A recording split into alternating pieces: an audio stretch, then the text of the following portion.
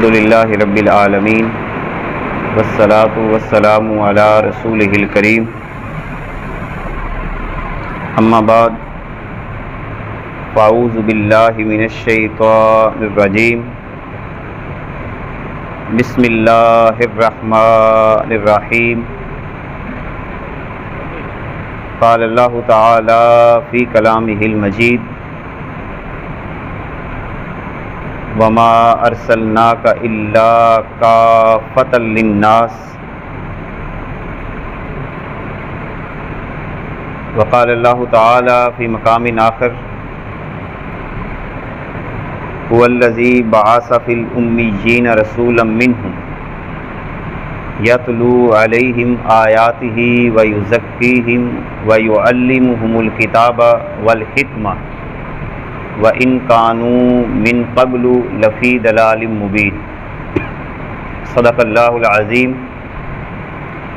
وبلغنا رسولہ النبی الکریم الرؤوف الرحیم ان اللہ وملائکتہ یصلون علی النبی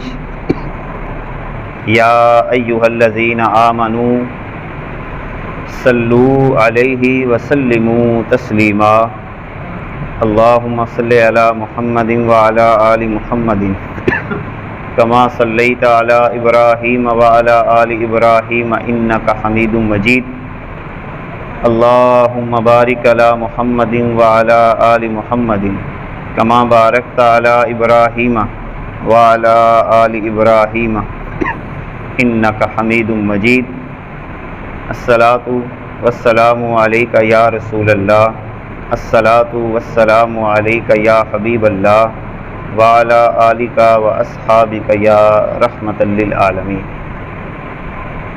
عزیزان محترم، اللہ رب العزت نے ہم سب کو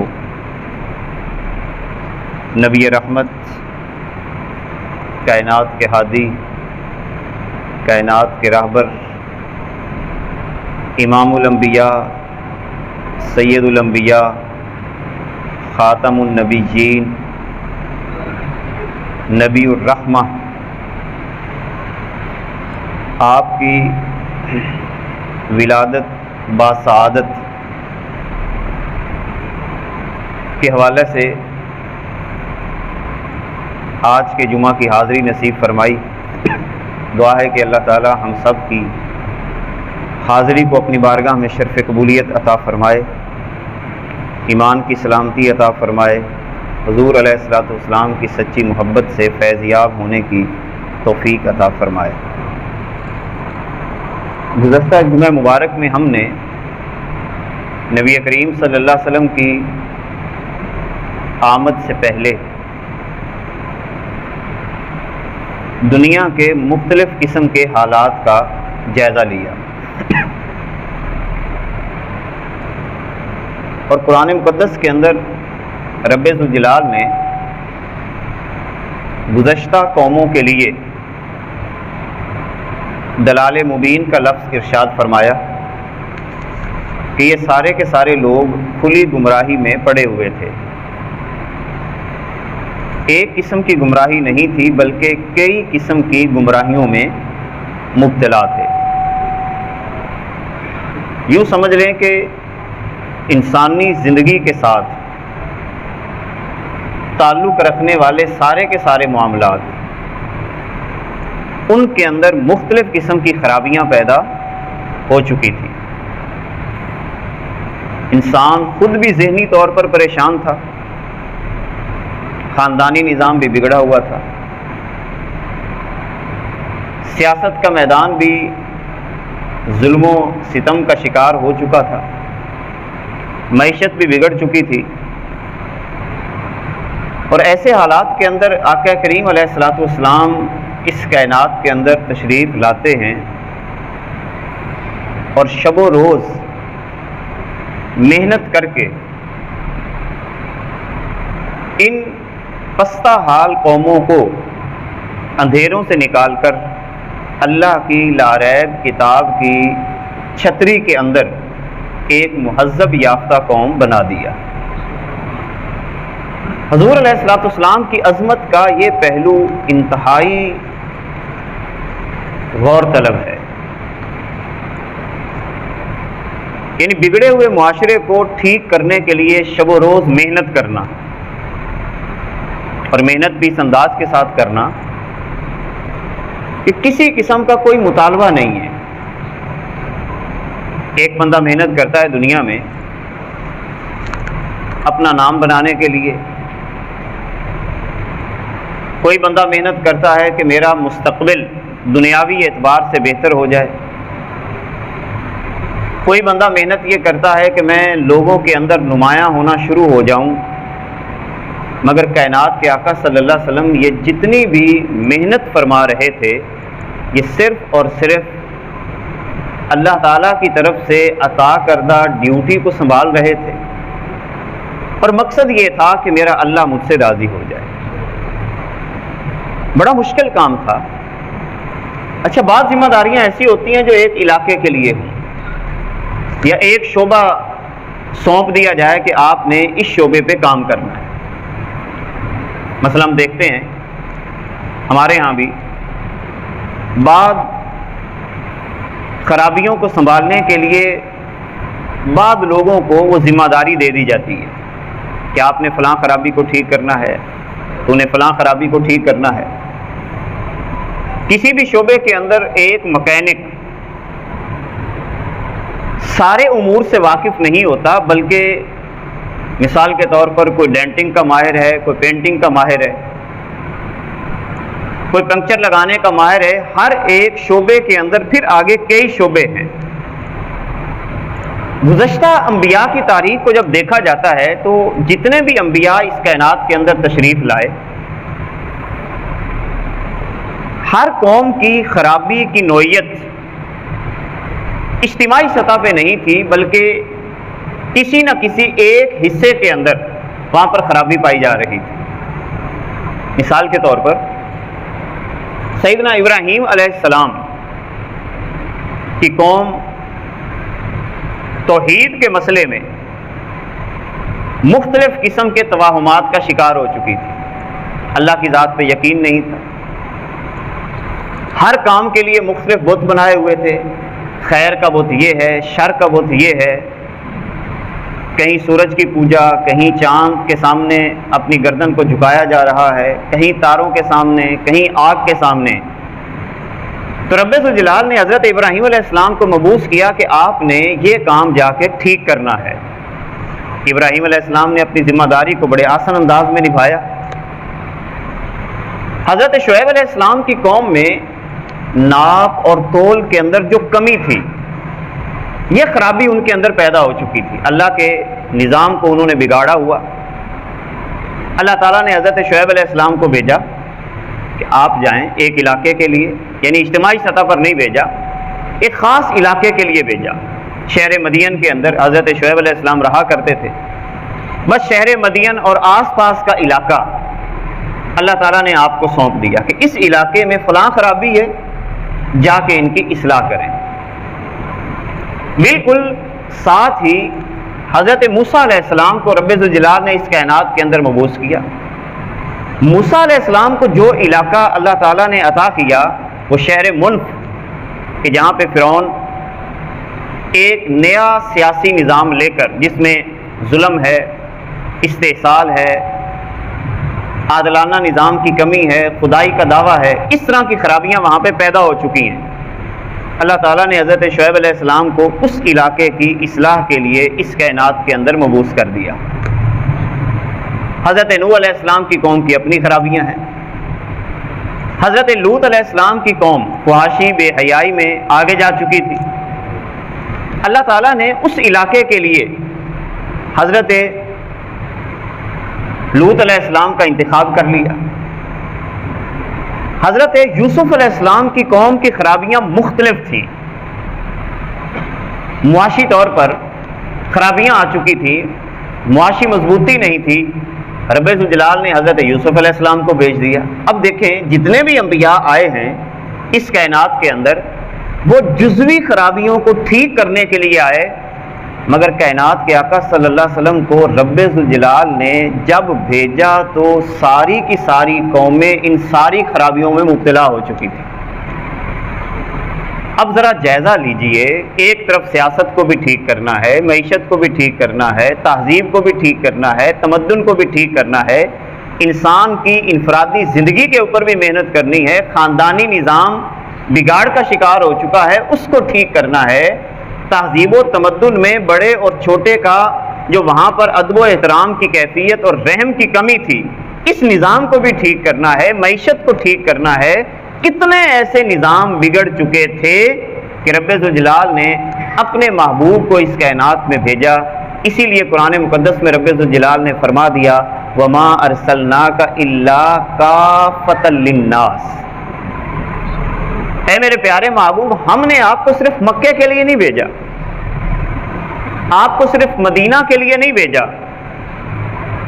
یا عرب کے لیے نہیں بھیجا، اے میرے پیارے محبوب ہم نے آپ کو پوری انسانیت کے لیے اس دنیا کے اندر نبی بنا کر بھیج دیا ہے۔ یہی وجہ ہے کائنات کے آقا صلی اللہ علیہ وسلم ہر خرابی کا علاج بڑے زبردست طریقے سے کرتے چلے گئے۔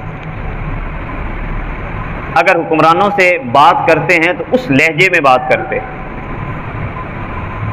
کائنات کے آقا صلی اللہ علیہ وسلم اگر معیشت کے میدان کے اندر خرابیوں کی نشاندہی کر رہے ہیں تو آپ احادیث کی وہ کتابیں پڑھیں۔ ہم تو ان ناموں سے بھی واقف نہیں ہیں کہ کس کس بے سے کس کس سودے سے کائنات کے آقا صلی اللہ علیہ وسلم نے منع فرما دیا، کائنات کے آقا صلی اللہ علیہ وسلم نجش سے منع کر دیا، غلط قسم کی بولی لگانے سے منع کر دیا۔ حضور علیہ الصلوۃ والسلام نے زمینوں کی وہ خرید و فروخت جس میں کوئی ناجائز صورتیں تھیں ان سے منع کر دیا، سیاست کے انداز کو مختلف کر دیا، تہذیب اور تمدن کے حضور علیہ الصلوۃ والسلام نے اصول مقرر کر دیے، جنگوں کے اصول مقرر کر دیے۔ یقین جانیں اس کائنات کے اندر ایک ہی ذات ایسی ہے جس کو اسوہ کامل کا نمونہ کہا جا سکتا ہے، جسے محمد عربی کہا جاتا ہے صلی اللہ علیہ وسلم۔ اسی لیے رب ذوالجلال نے آپ کو کائناتی نبی بنا کر بھیجا ہے۔ اور پھر حضور علیہ الصلوۃ والسلام نے کام بھی کائنات کے لیے کیا ہے۔ مثلا خطبہ حجۃ الوداع کے موقع پر کائنات کے آقا صلی اللہ علیہ وسلم نے جو خطبہ ارشاد فرمایا، اس خطبے کے آغاز میں رسول اللہ صلی اللہ علیہ وسلم نے یہ نہیں فرمایا یا اہل العرب یا اجمیوں کو خطاب کیا ہو، یا وہاں پر حضور علیہ الصلوۃ والسلام نے کسی خاص کیفیت کے لوگوں کو خطاب کیا ہو۔ حضور علیہ الصلوۃ والسلام تمام انسانوں سے مخاطب ہو کر فرماتے ہیں یا ایھا الناس، اے لوگو، اور آگے جملے دو بڑے پیارے ہیں، ان ربکم واحد، یاد رکھنا تمہارا رب ایک ہے۔ اور دوسری بات فرمائی وَإِنَّ أَبَاكُمْ وَاحِدٌ، تمہارا ابا بھی ایک ہے۔ اب اس کی وجہ کیا تھی؟ وجہ یہ تھی کہ انسان مختلف کیفیات میں بٹے ہوئے تھے، طبقاتی تقسیم تھی، امیر اور غریب کا فرق تھا، برتری کے معیار انسانوں نے اپنی عقل و دانش کا استعمال کر کے بنائے ہوئے تھے۔ نتیجہ یہ نکلا کہ انسان مختلف طبقات میں تقسیم ہو چکا تھا۔ حضور علیہ الصلوۃ والسلام نے انسانوں کو یہ بات یاد دلائی، دیکھو ان اباکم واحد، تمہارا ابا ایک ہے۔ ٹھیک ہے کسی کی برادری اور ہو گئی، کسی کی اور ہو گئی، کسی کی اور ہو گئی، کسی کا رنگ کالا ہو گیا، کسی کا گورا ہو گیا، کوئی عرب سے تعلق رکھتا ہے، کوئی عجم سے تعلق رکھتا ہے، کوئی کسی خطے میں پیدا ہو گیا، کسی کا قد لمبا ہے، کسی کا قد چھوٹا ہے۔ یہ ساری باتیں اپنی جگہ پہ ہیں، مگر یاد رکھنا تمہارا ابا ایک ہے، تم آدم کی اولاد ہو۔ اور پھر حضور نے فرمایا آدم کو مٹی سے بنایا گیا ہے، لہذا تمہیں بھی مٹی سے بنایا گیا ہے۔ اسی لیے آگے سرکار دو عالم صلی اللہ علیہ وسلم نے ارشاد فرما دیا لا فضل لعربی علی اعجمی، کسی عربی کو اجمی پہ فضیلت نہیں، کسی اجمی کو عربی پہ فضیلت نہیں، کسی کالے کو گورے پر، گورے کو کالے پر کوئی فضیلت نہیں ہے الا بالتقوی۔ رب ذوالجلال نے جو فضیلت کا معیار بنایا ہے وہ دل کی پاکیزگی کو بنایا ہے۔ اب یہ معیار رسول اللہ صلی اللہ علیہ وسلم نے ہمیں عطا فرما دیا۔ جب ہم قرآن مقدس کو پڑھتے ہیں تو رب ذوالجلال نے اپنے محبوب کو جو ہدایات عطا فرمائی ہیں وہ بھی کائناتی ہیں۔ مثال کے طور پر ایک مقام پہ اللہ تعالیٰ یہ فرماتا ہے ان اللہ یأمر بالعدل والاحسان وایتاء ذی القربی، بے شک اللہ تعالیٰ تمہیں عدل کا حکم دیتا ہے، احسان کا حکم دیتا ہے اور قریبی رشتہ داروں کو دینے کا حکم دیتا ہے۔ یہ تین چیزیں کسی بھی معاشرے کے استحکام کے لیے انتہائی ضروری ہیں۔ مثلا صرف ہم عدل کی بات کوئی اگر لیں، یہ اتنا بڑا وسیع مضمون ہے عدل کا کہ اللہ تعالیٰ تمام انسانوں کو عدل کی بات کرنے کا حکم دیتا ہے، عدل کو اپنانے کا حکم عطا فرما رہا ہے۔ اب یہ عدل ہے کیا؟ عموماً جب ہم عدل کا لفظ بولتے ہیں تو فوراً عدالت ذہن میں آ جاتی ہے کہ شاید عدل کا تعلق جو ہے وہ عدالت کے ساتھ ہے۔ نہیں، عدل کا تعلق انسان کی پوری زندگی کے ساتھ ہے۔ عدل کا مطلب یہ ہوتا ہے کہ جس شے کا جو حق بنتا ہے، جو مقام بنتا ہے، وہ اس کو دے دیا جائے۔ انسانی زندگی میں جب انسانوں نے عدل کا پیمانہ چھوڑا تو فساد پیدا ہوا۔ مثال کے طور پر عدل یہ ہے کہ میں اپنے جسم کی خوراک کو پورا کروں حلال ذرائع کے ساتھ۔ پانی میرے سامنے ہے، پیاس لگی ہوئی ہے، اب عدل کا تقاضا یہ ہے کہ میں اس پانی کو پیوں۔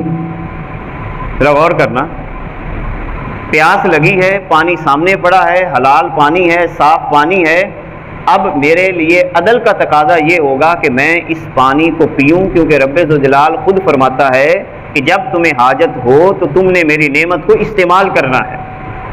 اب اگر میں پانی کا استعمال نہیں کر رہا تو یہ بھی عدل کے خلاف ہوگا، اور اگر میں پانی کا استعمال ہی زیادہ کر لیتا ہوں یہ بھی عدل کے خلاف ہوگا۔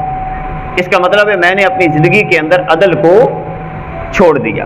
یا تھوڑا سا اور آگے بڑھتے ہیں، رب ذوالجلال نے انسانوں کو عقل عطا کی ہے، ہر انسان کو اللہ نے عقل عطا کی ہے، لہذا جو بندہ اپنی عقل کا استعمال عدل کے ساتھ کرے گا اللہ تعالیٰ اسے حکمت کا نور عطا فرما دے گا۔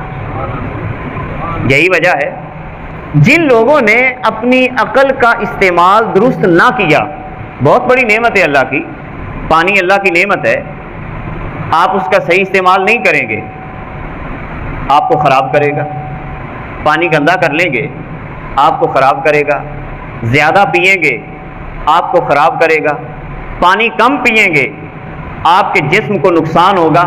بالکل اسی طرح جب عقل کو ہم صحیح انداز کے ساتھ استعمال نہیں کریں گے اس کا نتیجہ یہ ہوگا کہ ہم معاشرے کے اندر اسی عقل کے ساتھ فساد اور فتنہ پیدا کر دیں گے۔ عقل اللہ نے دی ہے نا، آنکھ اللہ نے دی ہے، کان اللہ نے عطا کیے ہیں، بولنے کی قوت اللہ نے عطا کی ہے، مگر کیا وجہ ہے کہ رب ذوالجلال قرآن مقدس کے اندر ان چاروں چیزوں کے بارے میں کئی مقامات پہ ارشاد فرماتا ہے کہ یہ عقل نہیں رکھتے، یہ زبان کے گونگے ہیں، آنکھ سے دیکھتے نہیں ہیں، کان سے سنتے نہیں ہیں، حالانکہ آنکھیں موجود ہیں، عقل موجود ہے، وہاں پر کان موجود ہیں، زبان موجود ہے، مگر رب ذوالجلال فرماتا ہے صم بکم عمی، بہرے ہیں، گونگے ہیں، اندھے ہیں، اور کئی مقامات پہ رب ذوالجلال فرماتا ہے لا یعقلون، عقل نہیں رکھتے۔ اس کا مطلب یہ ہوا کائنات کے آقا اس کائنات کے اندر اس لیے تشریف لائے تاکہ انسانوں کو بتایا جا سکے کہ عقل کا استعمال ٹھیک کس انداز کے ساتھ کرنا ہے۔ انسانوں کی عقل بگڑی، کہیں پہ خدا کا انکار کر بیٹھے، انسانوں کی عقل بگڑی، کہیں پہ قبر کا انکار کر بیٹھے، حشر کا انکار کر بیٹھے۔ جب انسان کی عقل بگڑتی ہے منفی سوچیں پیدا ہوتی ہیں، گندا پانی بدن کو خراب کرتا ہے، اسی طرح ناقص عقل جو ہے یہ انسانوں کے اندر منفی فکریں پیدا کر کے معاشرے کو نقصان پہنچاتی چلی جاتی ہے۔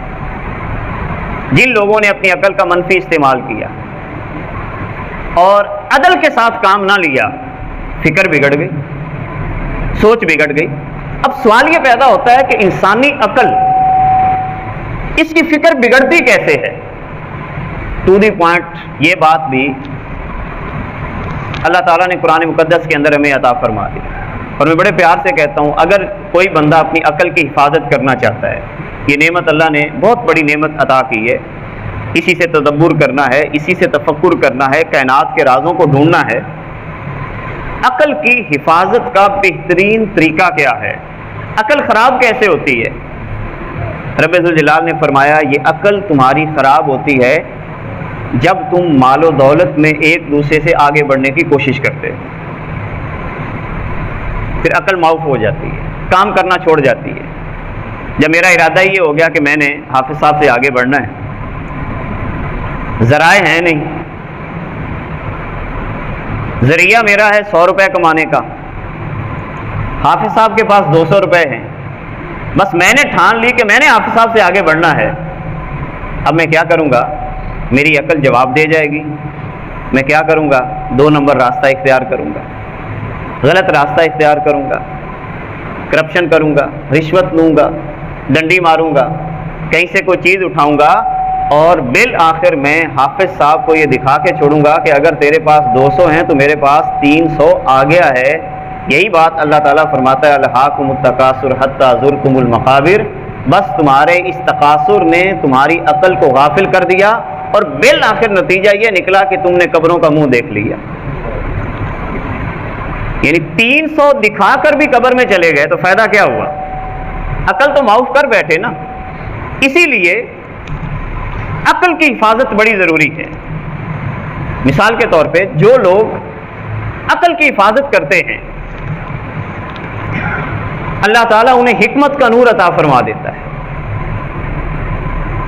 قرآن مقدس کی آیت پڑھیں، بڑی مشہور آیت ہے، ان فی خلق السماوات والارض واختلاف اللیل والنہار لآیات لأولی الالباب۔ انسانی عقل جب خالص ہو جاتی ہے، اب حضور اسی عقل کو خالص کرنے کے لیے اس کائنات کے اندر تشریف لائے۔ جب عقل خالص ہو تو پیسہ مقصد نہیں رہ جاتا۔ یہ ایک سادہ سا تھرمامیٹر ہے، جس بندے نے یہ جانچنا ہو کہ میری عقل اب خالص ہو گئی ہے،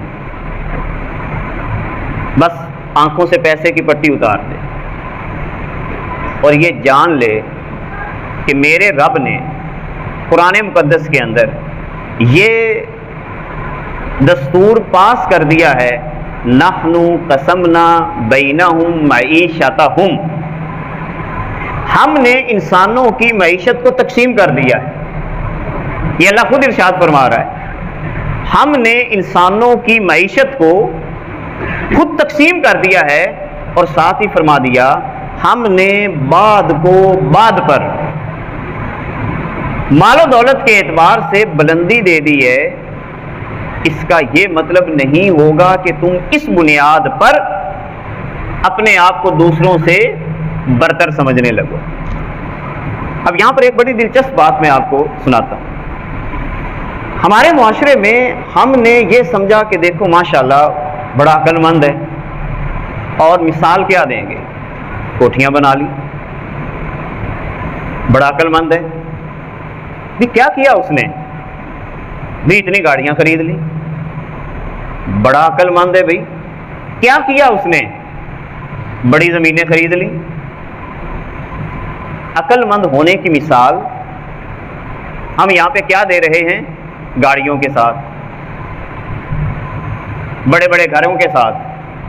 اور اسی چیز کو لوگوں کے ذہنوں کے اندر یا بچوں کے ذہنوں کے اندر ہم یہ ڈالنے کی کوشش کر رہے ہیں کہ بیٹا اگر معزز بننا ہے تو تمہیں بھی اسی طرح دولت حاصل کرنی ہوگی. اگر معزز بننا ہے تو جتنی زمین ہمارے شریکوں نے خریدی ہے جب تک ہماری زمین ان سے زیادہ نہیں ہوگی تو ہم معاشرے میں معزز نہیں بنیں گے. قربان جائیں اللہ تعالیٰ کی حکمت پر. عربی زبان میں جو گھر ہوتا ہے نا، اس کے لیے دو لفظ اللہ تعالیٰ نے قرآن و سنت میں ہمیں عطا کیے ہیں. ایک ہوتا ہے دار اور ایک ہوتا ہے بیت. دار ہوتا ہے بڑا گھر، بڑی حویلی، نوکر چاکر بھی ہوں، کوئی چھوٹا سا ڈیرا بھی ساتھ ہو. اللہ دے دے گناہ نہیں ہے، یہ میں ساتھ یہ بھی بات کروں، مگر یہ برتری کا معیار نہیں ہے، یہ ذہن میں رکھنا. اب جس کا ڈیرا ہو آپ اس کو دوسروں سے برتر سمجھنے لگ جائیں، جس کی حویلی بڑی ہو آپ برتر سمجھیں، یہ برتری کا معیار نہیں ہے.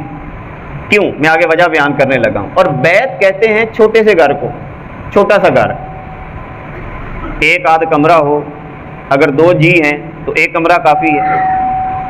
چھوٹا سا کچن ہو، چھوٹا سا سین ہو، اسے کہا جاتا ہے بیت. یعنی بیت ہوا چھوٹا سا گھر اور دار ہوا بڑا سا گھر. مثلا ایک بڑی حویلی کے سامنے ایک چھوٹا سا گھر ہو، چھوٹا سا گھر ہو، ہم فوراً دیکھتے ہی کہیں گے بھی ماشاءاللہ بڑا گھر بنا لیا، اس کا گھر ہی چھوٹا سا ہے، تو ہم برتری کا معیار اس کو بنائیں گے. ذرا غور کرنا، اگر برتری یا اعزاز یا اکرام یا فضیلت کا معیار دار ہوتے تو قرآن مقدس میں اللہ تعالیٰ یہ کبھی بھی نہ ارشاد فرماتا کہ میں نے اپنے نبی کو بیت عطا کی ہیں، بیوت النبی.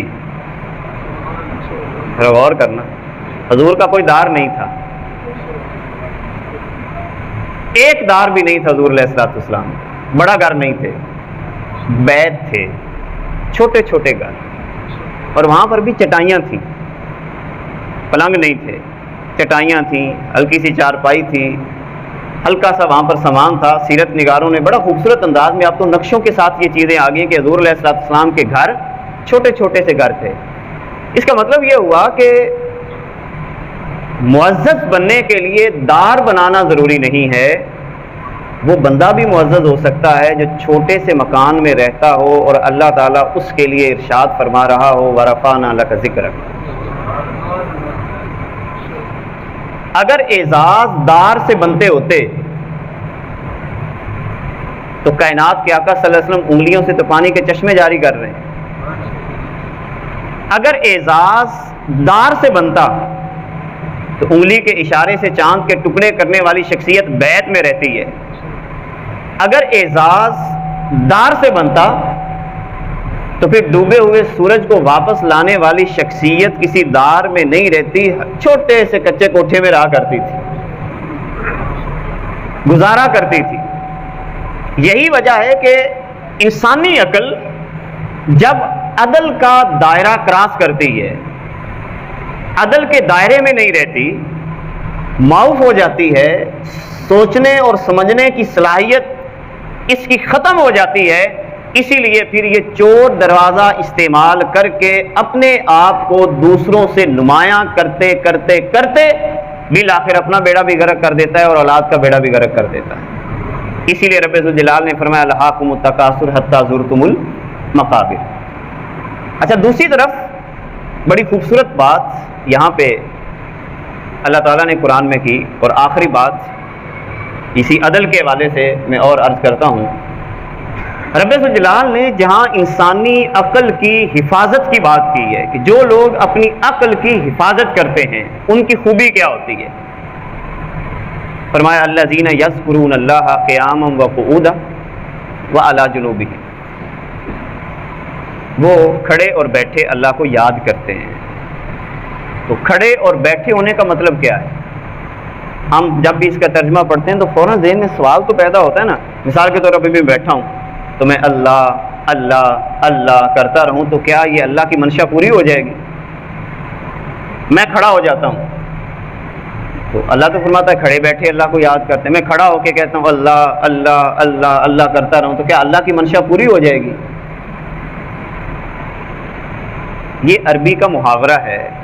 جیسے میں پہلے بھی عرض کرتا رہتا ہوں، قرآن کو سمجھنے کے لیے عرب کا محاورہ سمجھنا بڑا ضروری ہوتا ہے.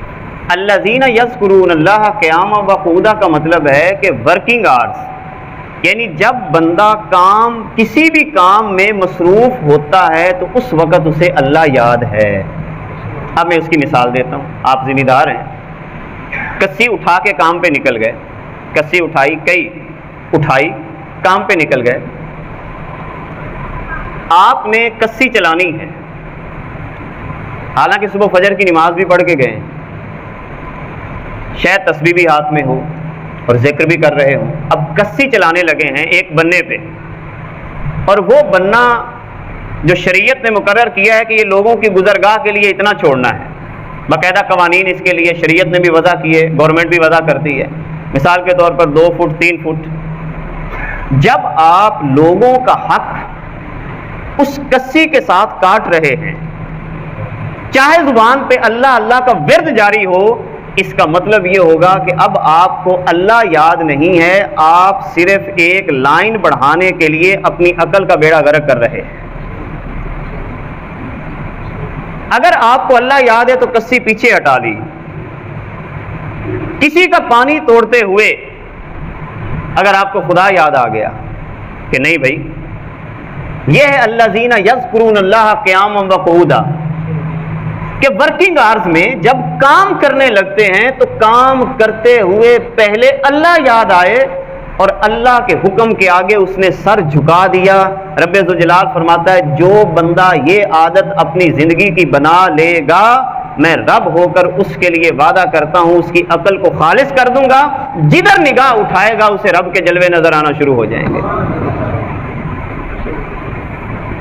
کسی چلاتے ہوئے، دکان پہ بیٹھتے ہوئے، سودا خریدتے ہوئے، سودا بیچتے ہوئے، کسی بھی مقام پر ورکنگ آورز میں اللہ کو یاد رکھتا ہے. وَعَلَىٰ جُنُوبِهِمْ، اور جب لیٹ جاتا ہے تو اس وقت بھی اسے اللہ یاد ہے. یہ محقق، وہ چاہے ذمہ دار ہو، چاہے سیاستدان ہو، چاہے معیشت دان ہو، چاہے تجارت کرنے والا ہو، چاہے وہ کسی محکمے میں کام کرنے والا ہو، رب ذوالجلال فرماتا ہے پھر اللہ تعالیٰ اس کی عقل و شعور کو اتنا بلند کر دیتا ہے وَيَتَفَكَّرُونَ فِي خَلْقِ السَّمَاوَاتِ وَالْأَرْضِ، آسمانوں اور زمین میں غور و فکر کرتے کرتے اس نتیجے پر پہنچتے ہیں ربنا ما خلقت ھذا باطلا. سادہ اس کا ترجمہ بتاؤں کیا ہے؟ یا اللہ جو تو کرتا ہے ٹھیک کرتا ہے. یعنی پھر کوئی تنگی نہیں محسوس ہوتی. بیماری دے دی، جو کیا ٹھیک کیا، مجھے کوئی ٹینشن نہیں. بھوک دے دی، یا اللہ مجھے کوئی پریشانی نہیں، تو نے دی ہے نا، تو روٹی بھی تو دیتا ہے. بندہ تیرا ہوں، روٹی کھلا دے پھر بھی تیری مرضی، بھوکا رکھنا چاہتا ہے پھر بھی تیری مرضی. نو ٹینشن، یعنی بندہ ٹینشن سے آزاد ہوتا ہے کہ ربنا ما خلقت ھذا باطلا، اے میرے اللہ جو کیا ہے تو نے زبردست کیا ہے، میں تیری رضا پہ راضی ہوں، بس ایک کام میرے لیے کر دینا، سبحانک فقنا عذاب النار، مرنا میں نے ہے، مجھے جہنم کی آگ سے بچا لے. حضور علیہ الصلوۃ والسلام یہ انسانوں کی ذہن سازی کرنے کے لیے اس کائنات میں تشریف لائے. ہم محض نعروں پہ دلوں کو خوش کر لیتے ہیں، اس طرح کی کیفیات ایسے مواقع پہ ان کو خوش کر لیتے ہیں، اظہار کریں، مگر مقصد آمد رسول صلی اللہ علیہ وبارک وسلم کو سمجھ کر جب زندگی بسر کریں گے، میں آپ کو لکھ کر دینے کے لیے تیار ہوں، آپ جس حالت میں بھی بیٹھے ہوں گے رب ذوالجلال کی اس سلطنت کے اندر بادشاہوں کی طرح زندگی بسر کریں گے. نہ دار کی فکر، نہ بڑی گاڑیوں کی فکر، آ جائے تو ٹھیک ہے، نہ آئے تو پھر بھی ہم بادشاہ. ہر حالت میں راضی رہنے کی کیفیت انسانی طبیعت میں پیدا ہو جاتی ہے اور دل مطمئن ہو جاتا ہے. بس یہی وہ کیفیت ہے جس کے لیے رسول اللہ اس کائنات کے اندر تشریف لائے. اللہ تعالی ہم سب کو مقصد آمد رسول صلی اللہ علیہ وسلم سمجھنے کی سعادت مندی عطا فرمائے. وآخر دعوانا ان الحمد للہ رب العالمین.